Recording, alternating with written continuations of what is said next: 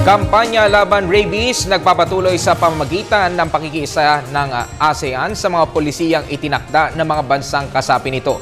Si George Bandola ang ating tagapagbalita. Nangunguna daw ngayon ang Pilipinas sa mga bansa sa Asia na nagkakatugon sa problema ng rabies, isang nakamamatay na sakit dulot ng kagat ng aso. Sa isinagawang Asian Rabies Expert Bureau meeting, kumpiyansa ang Department of Health na tuluyang matutugunan ang problema ng rabies sa bansa sa taong 2020.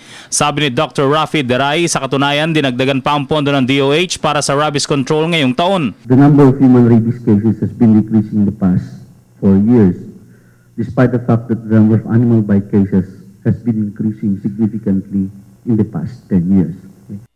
More patients now who are bitten by dogs or cats have better access to post-exposure prophylaxis because we have more bite centers right now.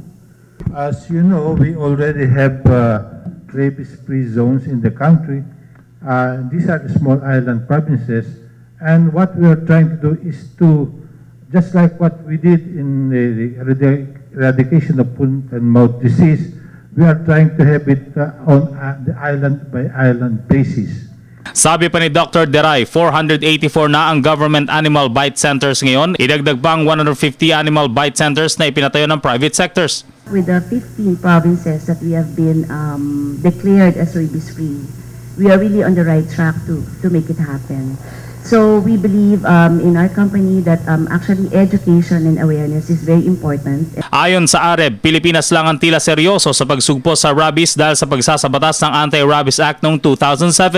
Itinatakda nito ang striktong pagpaparehistro at pagpapaeneksyon ng mga alagang aso, pag-i-impound ng mga stray dogs sa mga asong pag-alagala, pagtatakda ng mga lecture at training sa responsible dog ownership, pagbibigay ng mga pre-exposure prophylaxis sa mga batang edad 5 hanggang 14 na taong gulang, mga nagtatrabaho sa bite centers at paggagamot sa mga nakakagat nito.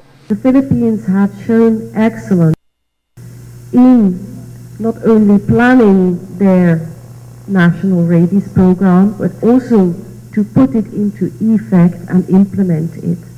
So the Philippines are a very good example for the sub-region, for other countries. Pakiusap ng mga eksperto ang responsableng pagmamayari ng mga hayop ang higit na kailangan ng mga mamamayan ngayon at ang pagsunod sa mga bakuna na kinakailangan para tugunan ng rabies. Bagamat tumataas ang kaso ng mga animal bites, pakaunti naman daw ang kaso ng rabies dito.